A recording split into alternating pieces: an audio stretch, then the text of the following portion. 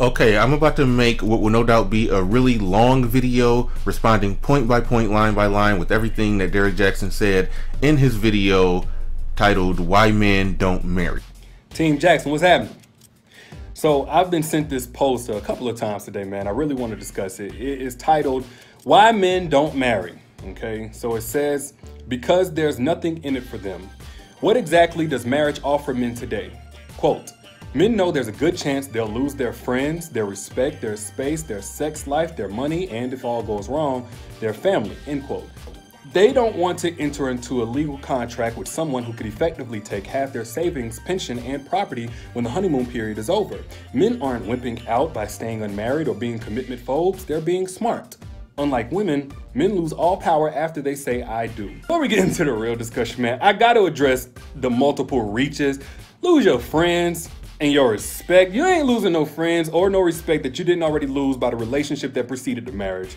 He's wrong about this. If a woman is disrespectful, she's not going to bring out all of that disrespect in the early dating stage. She's not going to bring all of it out in the girlfriend stage. She's going to bring all of that out after she gets the ring, after she says I do, after she gets him all the way across that finish line. Then she's going to bring out the disrespect. She cursed at me in front of 20 people at this party. She's like, Will, would you shut the up? Ooh. With Trey sitting on my lap. And I grabbed a newspaper and I said, bah! Can I talk to you in the other room, please? Now the question is, do you think that she was disrespectful like that to him in the relationship that preceded the marriage, or did she start getting disrespectful like that after she got the marriage, which gave her the power to get away with being disrespectful like that? Even though Will shut it down and didn't let her get away with it. But the point still remains. And you could take that same thing and apply it to the other point where they talked about the friends. Losing friends. Do they try to manipulate you and pull you away from your friends in the relationship that precedes the marriage, or do they wait until after the marriage to try to pull you away from your friends? The answer to that question is obvious. The space thing, okay, I kind of get that, but you're giving your space the same way the woman is giving hers, so really that cancels out. Now this is another one that we obviously know that this isn't true. It's never an equal sharing of space. It may be at first, but eventually the woman takes over the house. Eventually the guy's space gets smaller and smaller to the point to where eventually all of his stuff is pushed out into the garage somewhere. You see that when you ride by neighborhoods and you see men sitting inside their garage in a lawn chair drinking a beer, listening to the radio. That is the only space or place in his house where he can actually be the man that he wants to be. Or there's a man cave, a little small corner or room in the house, the basement if he's lucky, where he can have his own space. But the rest of the house belongs to the woman. There's a reason why there's no such thing as a woman cave, because we already have another name for it. It's called the house. And then the sex life, you're just giving up your thought life. You're not giving up your sex life unless you stop fucking your woman. And when the marriage is going to be doomed. It's all going to go wrong if you do that. But if you wasn't ready to stop hoeing, you shouldn't have gotten married.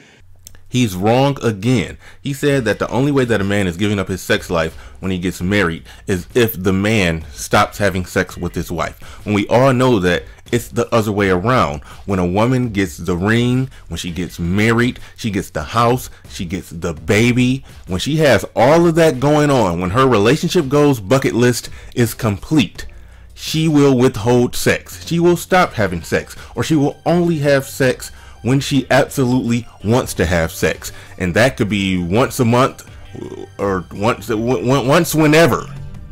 She will have full creative control to stop and start having sex whenever she feels like it, and will have no concern for the man and his needs. It's not all about sex, right? My face hurts. It's not your birthday. Before you get married, you get calls like, I can't wait to suck your d. after you get married, you get calls like, I can't wait for you to come home and see these drapes. I'm just trying to appreciate the non-sex.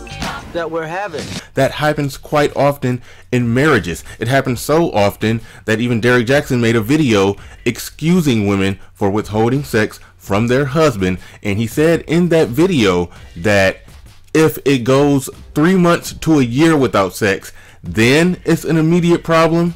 It's a problem that needs to be addressed immediately. If it goes 3 months to a year. Now, if 3 months, 6 months, a year goes by with no sex, then yes, there is an issue there that needs to be addressed ASAP. But not on the premise of one person owning the other person's body. Like, if that's the case, then whenever a wife says, you know what, I'm sick, or I'm depressed, or I'm exhausted, or I'm still hurting emotionally from something that you said or did earlier, therefore, I'm not really in a sexual mood, then a husband should feel all of those things with her and also not be in a sexual mood. But let me guess, a woman's body only belongs to her husband for his pleasure, not his empathy, right? Where in the guy's mind, 1 week is a problem that needs to be addressed immediately, but he's excusing it out for a whole year without thinking that a guy would interpret that as giving up his sex life. Now, the other thing that he said wrong about this. And then the sex life, you're just giving up your thought life. But if you wasn't ready to stop hoeing, you shouldn't have gotten married. Okay, here's the problem with what he said there. Out of his over 600 videos, hundreds of them, he's talked about male infidelity. But when you look at this chart of this study that was done by the Institute for Family Studies, where they're looking at divorces.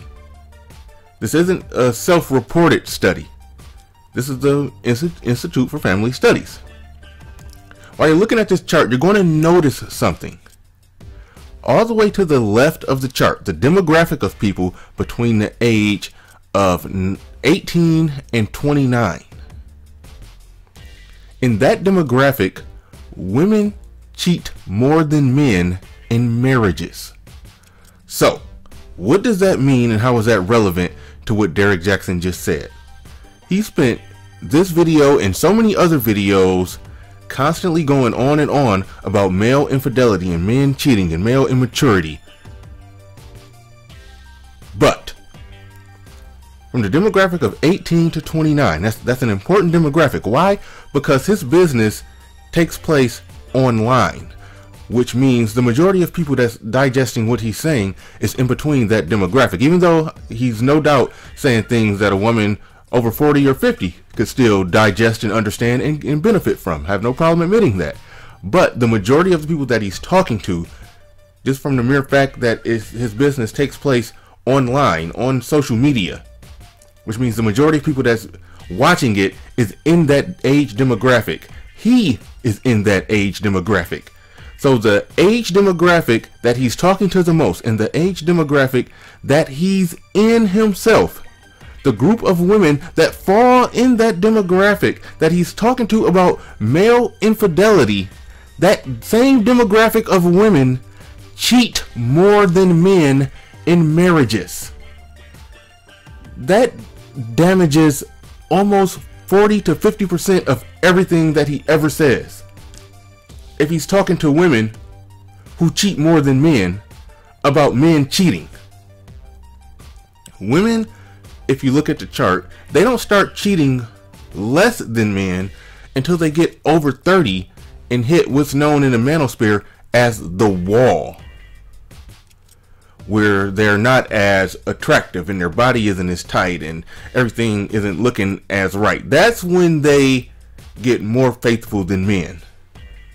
But from 18 to 29, when they're more in their prime, they cheat more than men.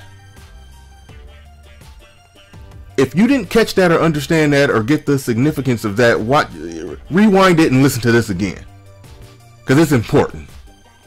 Your money, you become the breadwinner, but if you marry a woman that's not an asset, guess what? That's your fault. And if she's an asset, then she's going to 10x everything that you got going on and eventually result in more money for you at the end of the day. Now, what he just essentially did right there is he just made and it's his fault he chose her type of argument. Never mind the fact that it's pretty much difficult to find a woman that's good with money. 80% of advertisement is geared towards women because they understand that women are going to spend their money. That's a well-known effect. They're less likely to save, they're more likely to spend. Now, to make it's his fault he chose her type of argument, if he's consistent, he would say what he said in another video that I'm going to show, where he said that you can't blame a person for making the bad choice. You only can do that if the person was honest up front. Well, women aren't coming out up front and saying, hey, after I marry you, I'm going to run through and completely deplete all of your savings. I'm going to run up and add more debt that's going to be difficult to pay, in addition to the debt that I already had coming into the marriage that I never even told you about, that you didn't find out until much later after we were already married. If a woman came out up front and said that to a man and he still chose her and married her, then yes, I would say it was definitely his fault. And if Derrick Jaxn was consistent, he would make an argument like that.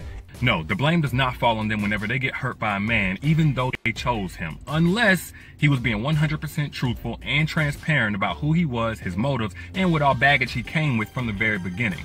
For example, if a man approached a woman and he said, hey, I just wanted to introduce myself. I am irresponsible with money. I mean, I have a job now, but I typically don't keep one. So that means if you entertain me, at some point I'm going to end up financially dependent on you. Quite frankly, using you until your well runs dry, while simultaneously asking you to have patience with me while I get back on my feet, like a ride or die. I'd blame her. We got him. Obviously, both men and women need to do a good job of vetting the person that they're going to be dealing with, long-term or short-term.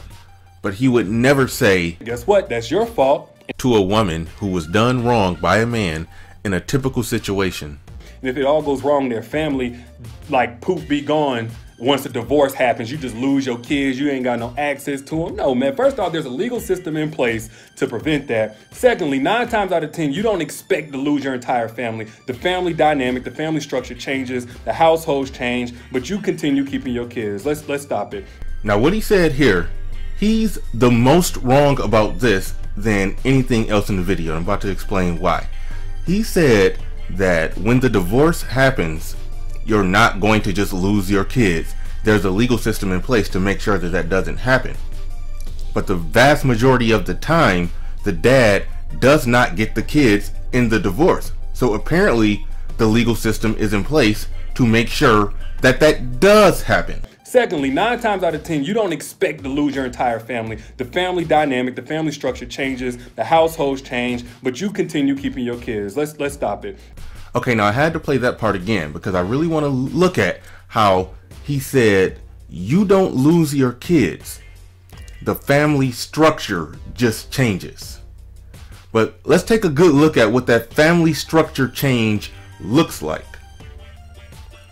It typically works out to where the man will end up getting his kids every other weekend and Wednesday from 5 to 8. That's what the standard parenting time schedule looks like for the parent who loses his kids in the divorce. Now he's referring to that as a family structure change. But let's really look at what it is. Let's look at what's happening right there. If he's getting his kids every other weekend, that's 4 days out of the month. And then when you add up the Wednesday from 5 to 8 visit, that's from 5 o'clock to 8 o'clock, 4 weeks out of the month. That's 12 hours. So he's basically getting his kids 4.5 days out of the month. Now, I'm a father. Derrick Jaxn is a father. And I stick to the merits when I make videos about him. I don't do anything personal, so I don't mean to be intrusive into his personal life, but he has posted on Instagram pictures of him holding his babies when they were born. I could tell just from listening to listening to him talk, he's a great father. He loves his children with all his heart. I could tell he's a great father.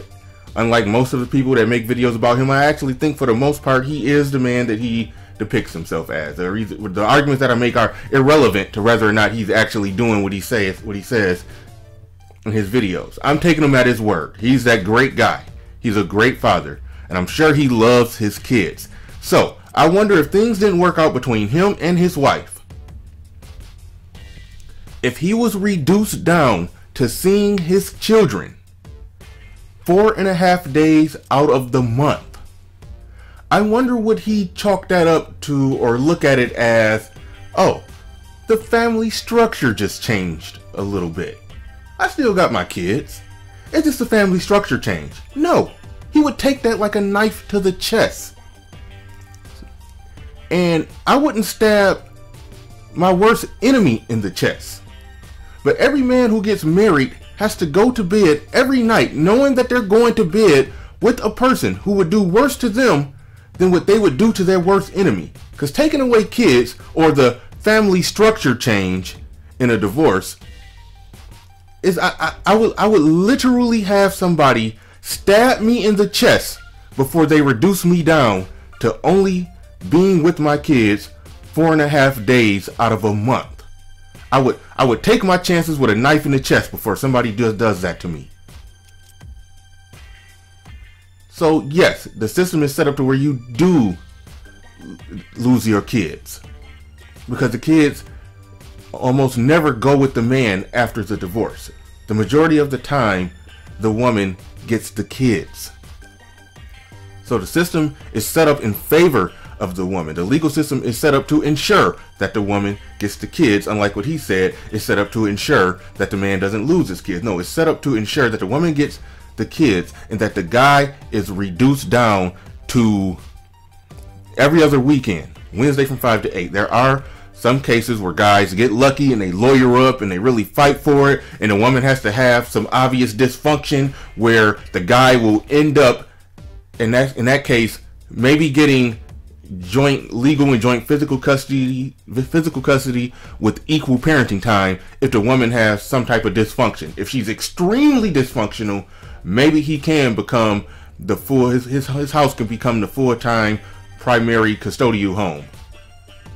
But in most cases, the woman gets the kid and the guy is reduced down to 4.5 days out of the month. And the biggest problem with him going after this in the way that he did is that when you're talking about married men, you're talking about the good brothers. You're talking about the ones that did it the right way. You're talking about the ones that found a woman, fell in love with her, got down on one knee, proposed to her, got married, then started a family. Things didn't work out, but he doesn't deserve a knife to his chest. And taking his kids and only seeing his kids 4.5 days out of the month, that is a knife to the chest. I don't mind when Derrick Jaxn goes after the obvious ain't shit dudes, or fuck boys as he calls them in a lot of his videos. I don't mind that, but in this one he's going after good brothers. When he's not giving the due for the hardship that a man goes through when a marriage doesn't work out. And that's just wrong. Because marriage was created to make things fair. Because it's a business decision. Okay, this is the last part that I'll respond to because this video has gotten far too long. I think what he was trying to say there when he said marriage was created to make things fair, I think what he's saying is that the current marriage laws were created to make things fair. But he's forgetting that there were other laws and legislation and movements that happened that also made things fair for women, and a lot of those other things that happened that made things fair for women nullified these current marriage laws that we're still living by, that makes things biased and weighted into a woman's favor. So we have to get rid of one or the other. We're not going to get rid of the laws that allow women to own property and start business and get business loans or any type of loan. They're already 60% to 40% pretty much on college campuses, where women make up 60% of the college campus. We're not going to do anything to change that. They're going to be able to get their jobs and make their money. They will be making just as much money as men if they went into the STEM field, science, technology, engineering, mathematics. That's where all the money is at. Women tend to not choose those majors, so they don't work in those fields. It's not just that men aren't paying them as much deliberately, arbitrarily, because they're women. So there's so much nuance to everything that happens, but at the end of the day, women have it at their full disposal to roll up their sleeves and make something happen in this world. So to have the same old marriage laws that are weighted in favor of women where they normally get the kids.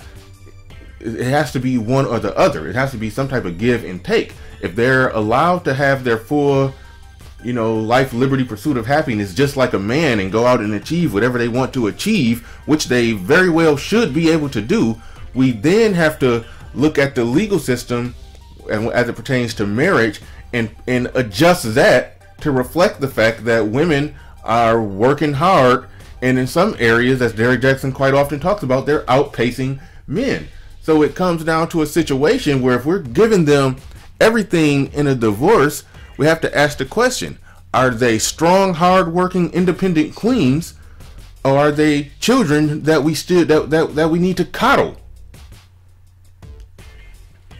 I think that we need to meet somewhere in the middle on that and make the marriage laws fair, and then men won't look at marriage as such a bad contract to sign up for. That's the middle ground area that any sensible, reasonable person would come to the conclusion when it comes to looking at the marriage laws and how they make men not want to get married.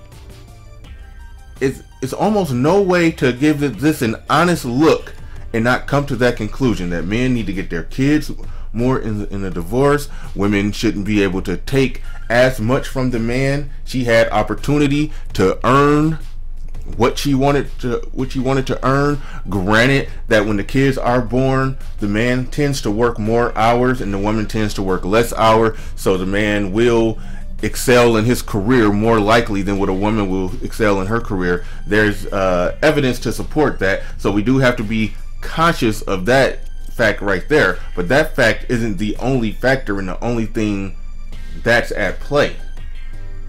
So we have to figure out some middle ground to make the rules work for both people, because right now it only works for one person. They're strong, independent queens. They're getting educated. They're making their money. They're doing this. They're doing that. But when they get in divorce court, they turn into little damsels in distress, and they try to have their feminism and eat it too. And that's not right. It's not fair for men, and any honest person can see that.